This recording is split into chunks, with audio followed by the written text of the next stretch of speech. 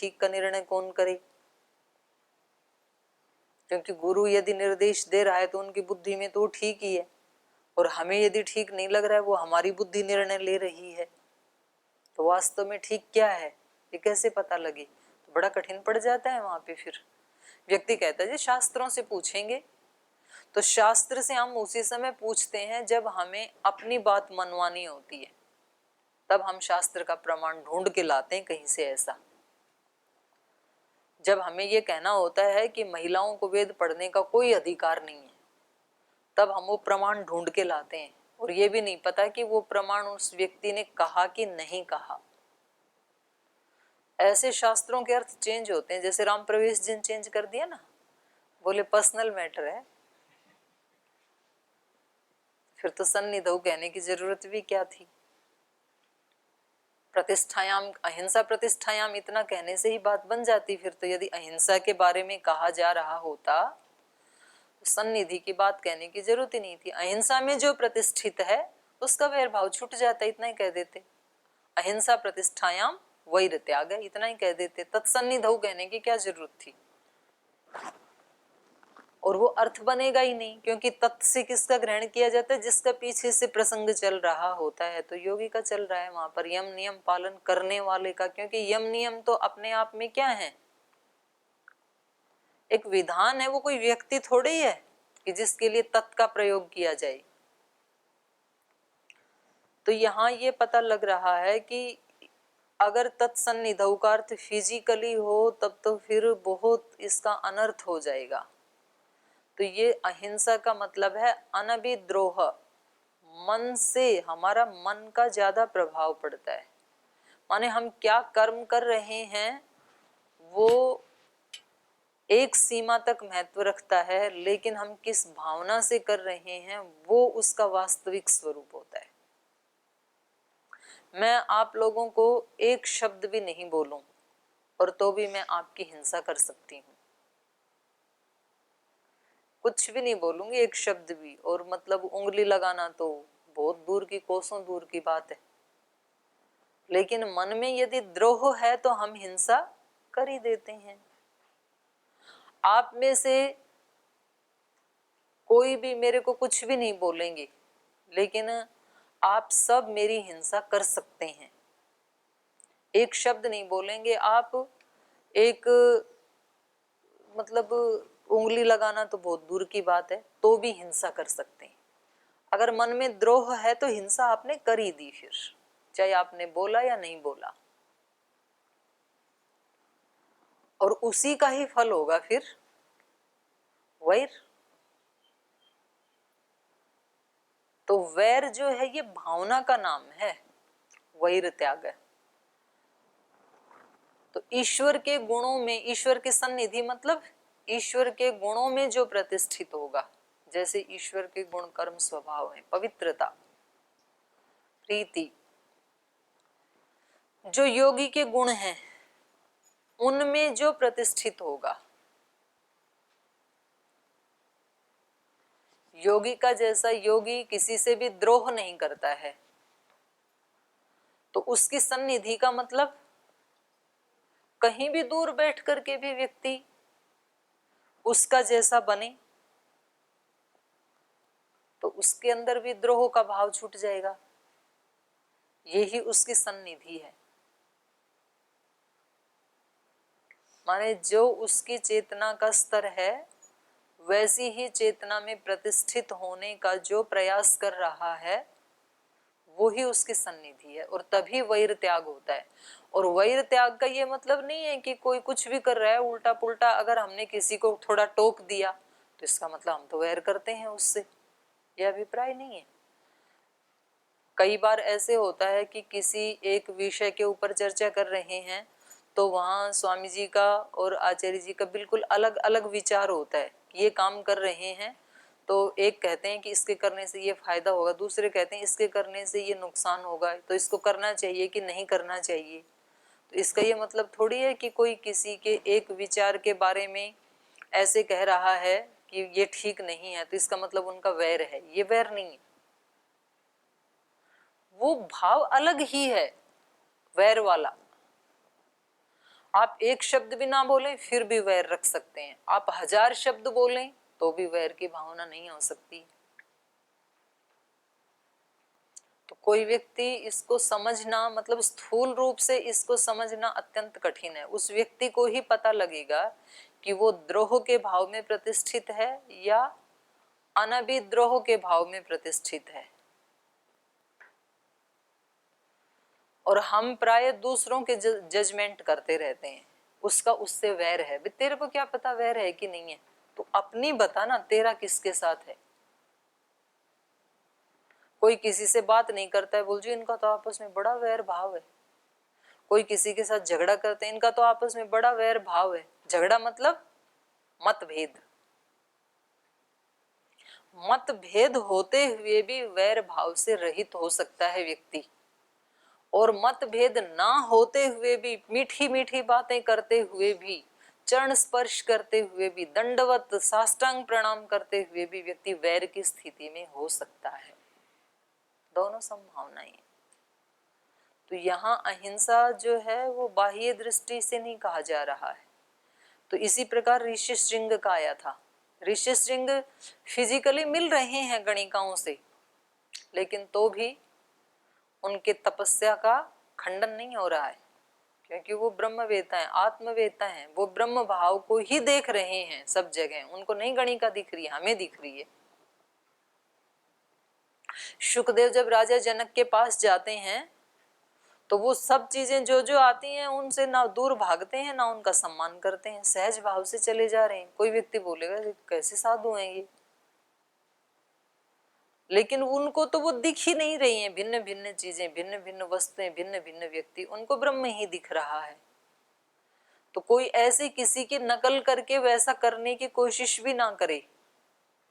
जैसे सुखदेव जी भी तो ऐसे सबसे मिलते थे, तो हमें तो ब्रह्म भाव में रहना चाहिए। तो आप सुखदेव तो नहीं हो ना। ऐसे अर्जुन ने इतने लोगों को मारा, वो बोलता है कि मैंने किसी की हिंसा नहीं की। आप बोलोगे इससे बड़ा सफेद झूठ क्या हो सकता है। मतलब अपने गुरुजनों तक को तो छोड़ा नहीं, दादाजी तक को तो छोड़ा नहीं, फिर कह रहे हमने किसी की हिंसा नहीं की, हम तो अहिंसा में प्रतिष्ठित हैं और हम तो कृतकृत्य हो गए। तो ये तो बहुत झूठ है। ये झूठ नहीं है, क्योंकि उनके मन में किसी को मारने का, हिंसा का, द्रोह का, वैर का भाव है ही नहीं। वो तो आत्म भाव में प्रतिष्ठित हो गए हैं, त्रिगुणातीत हो गए हैं। वो तो गुणों में होता है ये राग द्वेष। तो जो गुणातीत हो गया तो उसमें कोई राग द्वेष नहीं है। सूर्य चमक रहा है, और सूर्य का किसी से क्या राग क्या द्वेष। आप बोलोगे जो जिनकी आंखों में थोड़ा सा दर्द है उनको तो ये सूर्य ज्यादा पीड़ा देता है, और किसी किसी को बड़ा सुख देता है। सूर्य कुछ नहीं देता है, सूर्य तो सूर्य है। तो इन सारे उदाहरणों से हमें ये पता लग रहा है कि वैर भाव जो है वो हमारी ज्यादा हानि करता है, वो हमारी तपस्या का खंडन करता है। अंदर से हमारा जो द्रोह का भाव है, वैर का भाव है, तो सबसे ज्यादा माने हार्डवेयर को ठीक करने से भी ज्यादा सॉफ्टवेयर को ठीक करने की आवश्यकता है साधना के लिए। और हम ज्यादा बल देते हैं हार्डवेयर के ऊपर।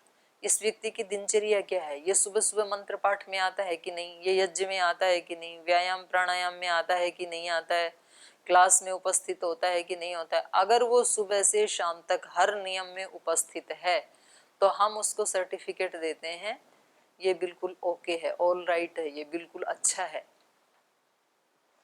सामान पे लिखते हैं ना, ओके, ऑल राइट, टेस्टेड। ऐसे हम सर्टिफिकेट देते हैं दूसरे। जो नहीं आता है कहीं कहीं उसको हम सर्टिफिकेट, ये बिल्कुल बेकार।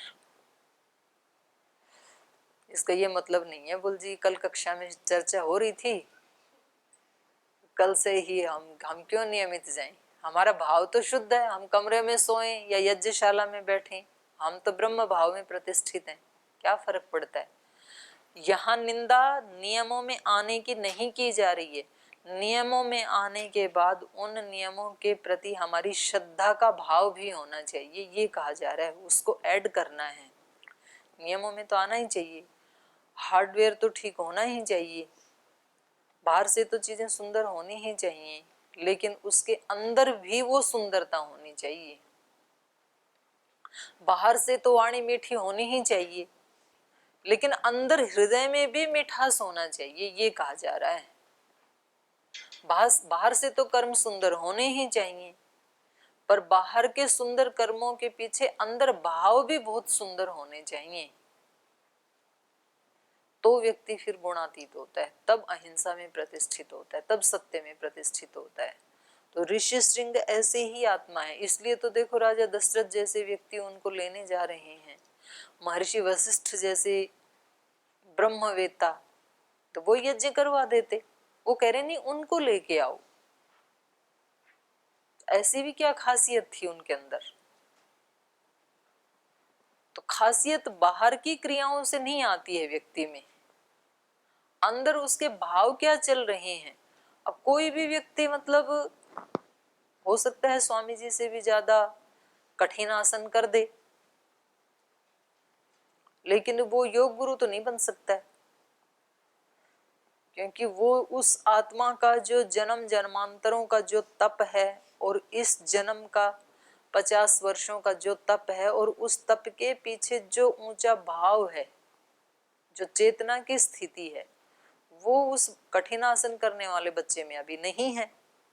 अगर उसमें वो आएगी तब वो भी वैसा बनेगा। तो बाहर की क्रियाओं से मूल्यांकन नहीं किया जा सकता है। ईश्वर भी नहीं करता है, मनुष्य भी नहीं करते हैं, माता पिता भी नहीं करते हैं। हाँ जी बोलिए। दीदी ओम। दीदी जो ये अहिंसा है ना, इसको जैसे दृष्टांत में, बच्चे के दृष्टांत में अच्छे समझ में आता है जैसे लगता है मुझे। आप जैसे बच्चे में जो समझ लो।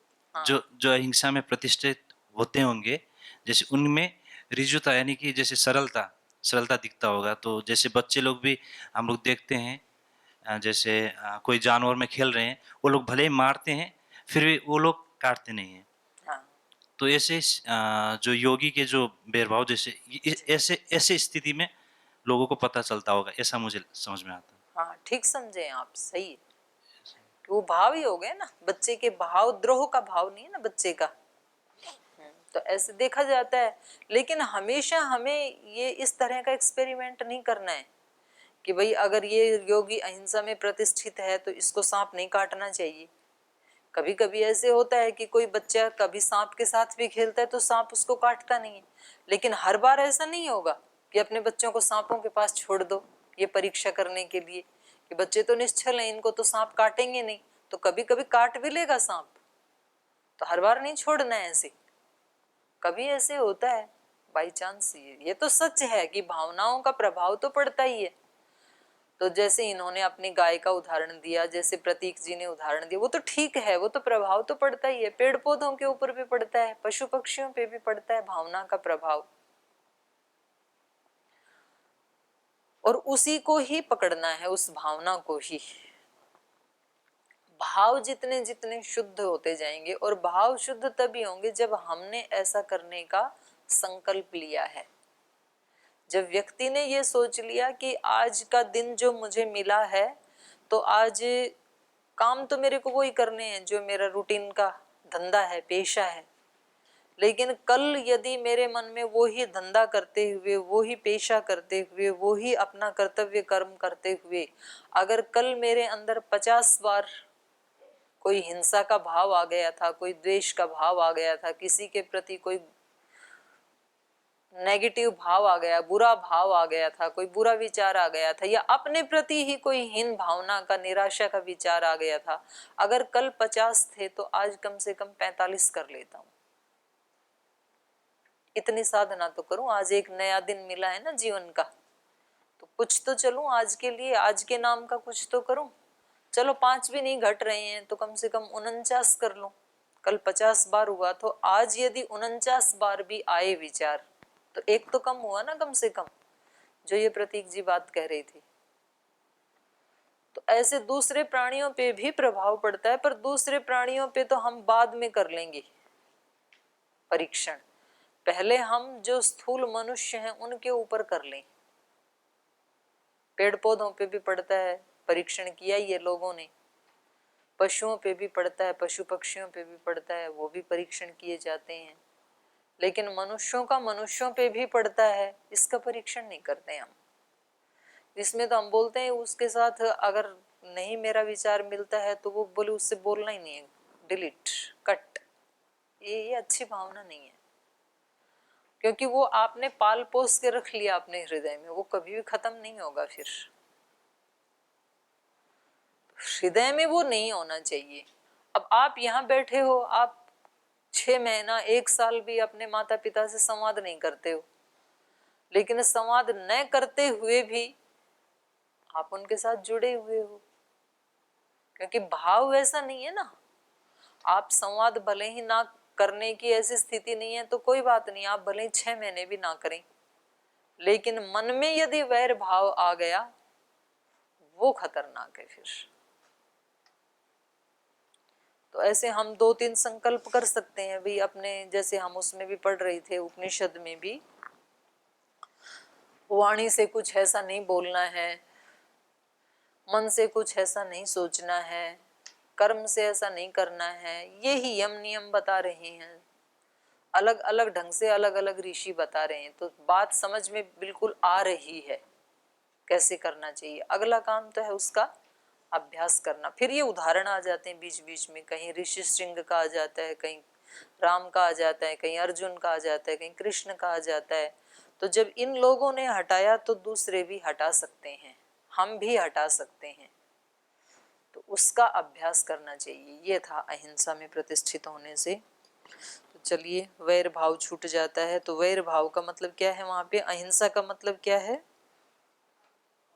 अनभिद्रोह, सर्वथा सर्वदा भूतानाम अनभिद्रोह अहिंसा, वो है अहिंसा। अहिंसक केवल उसको नहीं कहेंगे कि जी मैंने तो कभी एक चींटी भी नहीं मारी, हो सकता है पूरे जीवन भर चींटी भी ना मारी, लेकिन मन में वैर भाव रखा आपने, बोल जी मैंने तो वाणी से उसको लिए एक शब्द भी नहीं बोला मैंने आज तक, हो सकता है शब्द तो एक भी नहीं बोला, लेकिन मन में कितना वैर भर के रखा है, तो आप हिंसक हो। और आप कहेंगे जी अर्जुन ने कितने लोगों को मार दिया, हो सकता है बाहर से बहुत लोगों को मार दिया, लेकिन मन में प्रशांतता थी, निर्मलता थी, रिजुता थी, इसलिए मार के भी न मारे जैसे ही हो गया। तो ज्यादा उसको हमें देखना है, अपने मन के भावों को और क्रियाओं को भी। जैसा भाव होता है वैसी क्रिया भी होती है। अब जिसकी जो कर्तव्य कर्म है उसको तो वो करना ही पड़ेगा। तो चलिए यहाँ पे आगे पढ़ते हैं। सत्वं पुरुष शार्दूल समानय सुसत्कृतं स्वयमेव महाराज गत्वा सबलवाहना। ये बात सुना रहे हैं, सुमंत्र तो राजा दशरथ को सुना रहे हैं, और ये पहले ही सुना दी थी किसने, सनत कुमार जी ने। हाँ, ऋषियों को, सनत कुमार जी ने ऋषियों को सुना दिया था ये। और ये जो रामायण है ना, जैसे एक तो कवि हैं स्वयं परमात्मा, सपर्यगा शुक्रम अकायम अव्रणम अश्नाविरम शुद्धम अपापविद्धम कवि, मनीषी, उनका एक नाम कवि भी है। तो कवि का मतलब ये नहीं है कि जो थोड़ी देर इधर उधर जीने में बैठ के या छत पे बैठ के एक कविता लिख के ले आया या एक भजन लिख लिया, कहीं किसी दूसरे व्यक्ति का भजन चुराया और उसमें राम की जगह ओम जोड़ा या भगवान की जगह गुरु को जोड़ा, 2-3 शब्दों को इधर उधर किया और बोल जी ये हमने बनाया। ये कवि नहीं है। और हो सकता है वो पहले वाला उसने भी किसी का चुराया हो, तो ऐसे चुरा करके भी भजन भी बन जाते हैं, पुस्तकें भी लिखी जाती हैं। मतलब पहले वाला जो पृष्ठ है उसको फाड़ के पहले वाले को, और वहां अपना नाम और अपने संस्थान का नाम वो चिपका दिया, बाकी पुस्तक वैसे की वैसी और अपने नाम से छाप दी, ये पुस्तक हमारी। तो ऐसे चोरियां भी होती हैं, भजनों की भी, पुस्तकों की भी।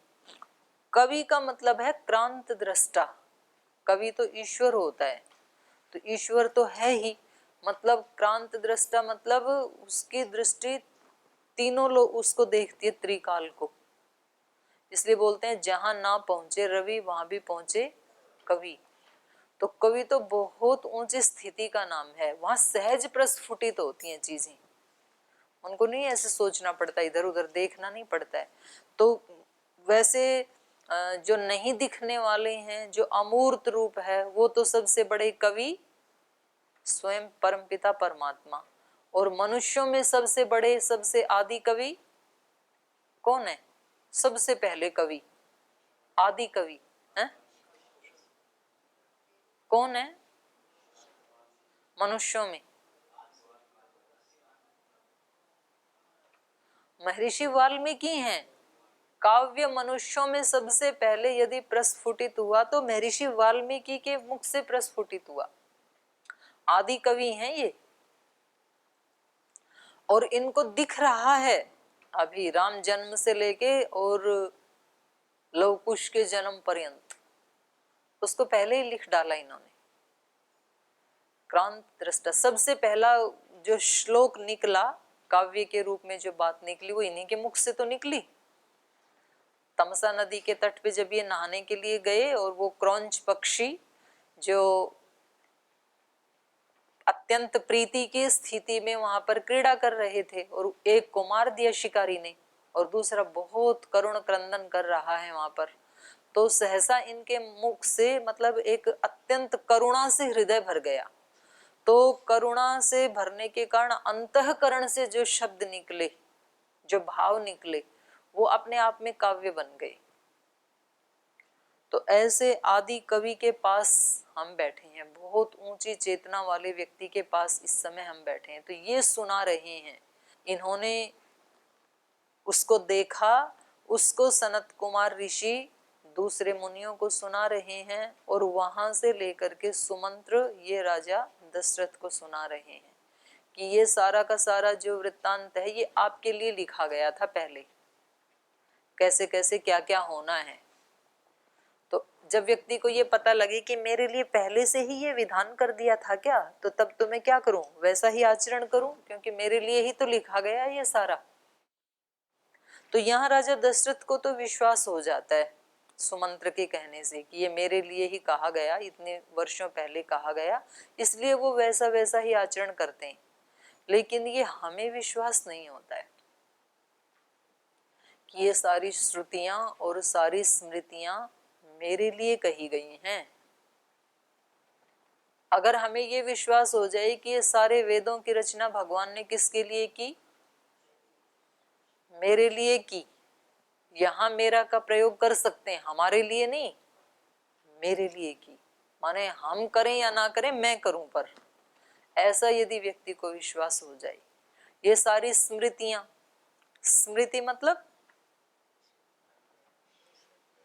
श्रुति तो होती है ईश्वरकृत, और उसको समझने की इतनी ऊंची चेतना नहीं है, तो फिर उनको समझ के जिन लोगों ने उसका साक्षात्कार किया, उसको थोड़े से सरल शब्दों में हमें कह दिया, वो सारे क्या हैं, स्मृति ग्रंथ। गीता भी क्या है, स्मृति ग्रंथ। महाभारत भी स्मृति ग्रंथ, दर्शन उपनिषद भी, ये सारे स्मृति में ही आते हैं। जो जो ऋषि, जो मनुष्यों ने बताया उसको वेद को समझ के, वो सारे स्मृति, और जो साक्षात ईश्वर ने बताया वो श्रुति। तो वहां यहाँ राजा दशरथ को तो विश्वास हो गया कि वो सुना रहे हैं सुमंत्र कि मेरे लिए ही ये लिखा गया है, इसलिए हम वैसे वैसे ही करेंगे जैसे जैसे महर्षि वाल्मीकि जी ने हमारे लिए देखा। लेकिन हमें महर्षि पतंजलि के ऊपर विश्वास नहीं होता है कि ये उन्होंने अहिंसा, सत्यस्तेय, ब्रह्मचर्य, परिग्रह, यम, नियम, आसन, प्राणायाम, प्रत्याहार, धारणा, ध्यान, समाधि, ये हमारे लिए उन्होंने खोज करके लिखा है, मुझ आत्मा के लिए, तो मैं वैसा करूं, ऐसा हमें नहीं लगता है। हमें ये लगता है कि ये तो बस परंपरागत पीढ़ी दर पीढ़ी एक दूसरे को सुनाने के लिए उन्होंने लिखा है। उन्होंने हमारे को सुनाया, हम दूसरे को सुना देते हैं, दूसरे तीसरे को, तीसरे चौथे को, तो सुनाते जाते हैं, बस ऐसे हम सोच लेते हैं। लेकिन उन्होंने तो खुद जिया, और जो खुद जीते हैं वो फिर परिवर्तन करने में सक्षम होते हैं। जितना जितना परिवर्तन उन्होंने अपने जीवन में किया, जिस भी व्यक्ति ने, उतना उतना परिवर्तन वो अपने आसपास वालों में भी करने में सक्षम होता है, अगर वो उतना परिवर्तन करने के लिए तैयार हैं तो। बात वहीं आएगी फिर, तत्सन्निधौ वैरत्याग, क्योंकि उसकी तो कृपा तो होनी चाहिए, बस उसका तो इन्वॉल्वमेंट चाहिए ना आगे वाले का। तो अगर उसने ही मना कर दिया तब तो फिर तो भगवान के सन्निधि में रहते हुए भी हम नहीं सुधरते हैं, तो भगवान जी क्या करें? भगवान तो सर्वशक्तिमान है, भगवान तो सबको सुधार सकते हैं, लेकिन कब सुधार सकते हैं? जब सुधरने वाले भी तैयार हों तो, जब सुधरने वालों को भी ये विश्वास हो तो। अगर उसको विश्वास ही नहीं है कि कोई शक्ति है मेरी सहायता करने के लिए, मेरा उत्थान करने के लिए, मेरी हेल्प करने के लिए, ऐसा विश्वास नहीं है तब तो नहीं कर पाएगा। ऐसा विश्वास है तब तो कर लेगा। तो इसलिए ये नींव अध्यात्म की श्रद्धा के ऊपर टिकी हुई है। फिर यम नियमों से पहले भी उनमें श्रद्धा होनी चाहिए, श्रद्धा मूर्धनी। तो ये कह रहे हैं कि इनके वाक्यों को सुन करके सुमंत्रस्य वचः श्रुत्वा हृष्टो दशरथो भवत् अनुमान्य वसिष्ठम च सूत वाक्यम निशाम्य च। सुमंत्रस्य वचः श्रुत्वा, सुमंत्र के ये वचन सुन करके दशरथ हृष्टो अभवत्, ये प्रसन्न हो गई, खुश हो गई। और अनुमान्यम वशिष्ठम च, वशिष्ठ जी को भी ये बात सुनाई और उनसे आज्ञा ली कि हम उनको लेने के लिए चले जाएं। अनुमान्य वशिष्ठम च सूत वाक्यम निशाम्य च, सूत मतलब मंत्री, महामंत्री सुमंत्र, सुमंत्र के वाक्यों को सुन करके उन्होंने ये बात वशिष्ठ जी को भी बताई और उनसे अनुमति ली, उनको सुना करके।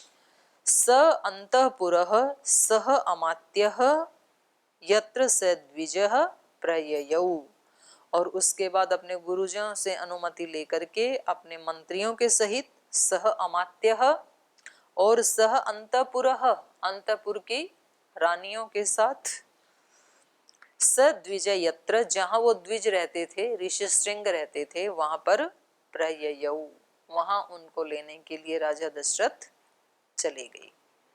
तो शेष चर्चा फिर कल की कक्षा में करेंगे, आज यही पाठ को विराम देते हैं।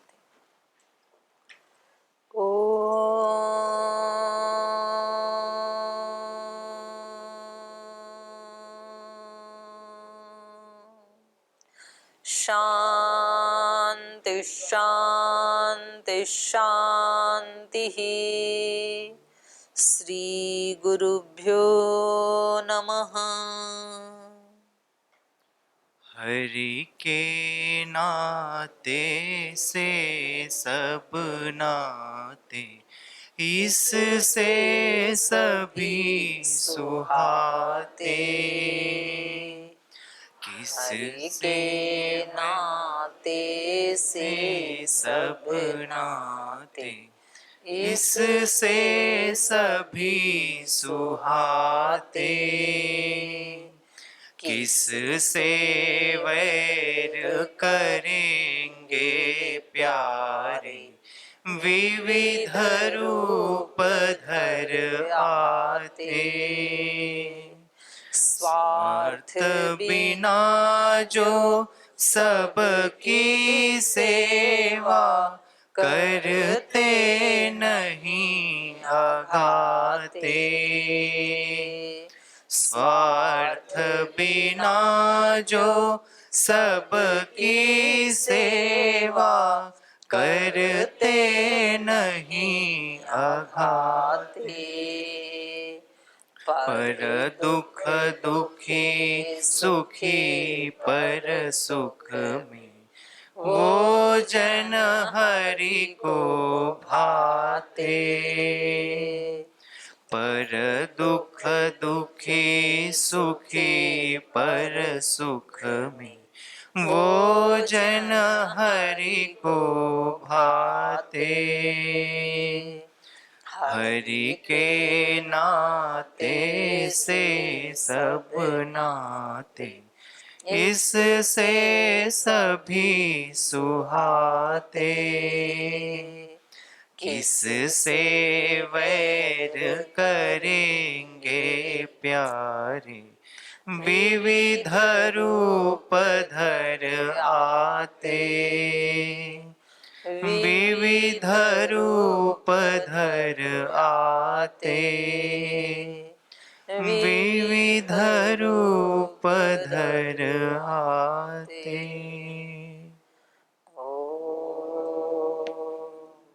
श्री गुरुभ्यो नमः।